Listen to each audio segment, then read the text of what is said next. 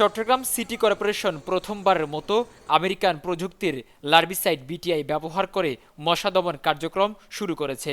সোমবার সকাল 9:30টায় ৩৯ নম্বর দক্ষিণ হালিশহর ওয়ার্ডে এ কার্যক্রমের উদ্বোধন করেন চসিকের ভারপ্রাপ্ত প্রধান নির্বাহী কর্মকর্তা মোহাম্মদ আশরাফুল আমিন।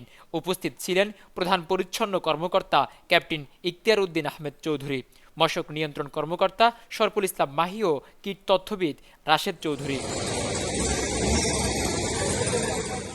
চসিক জানিয়েছে, মশা নিয়ন্ত্রণে এবার বৈজ্ঞানিক পদ্ধতির দিকে অগ্রসর হয়েছে প্রতিষ্ঠানটি। এর আগেও ২৬ মার্চ বাকুলিয়ায় পরীক্ষামূলকভাবে বিটিআই প্রয়োগ করা হয়। সফলতার ভিত্তিতে এবার ওয়ার্ড পর্যায়ে পূর্ণাঙ্গ প্রয়োগ শুরু হলো। বিটিআই একটি প্রাকৃতিক ব্যাকটেরিয়া ভিত্তিক লার্ভিসাইড, যা পানিতে থাকা মশার লার্ভাকে দ্রুত নিধন করে।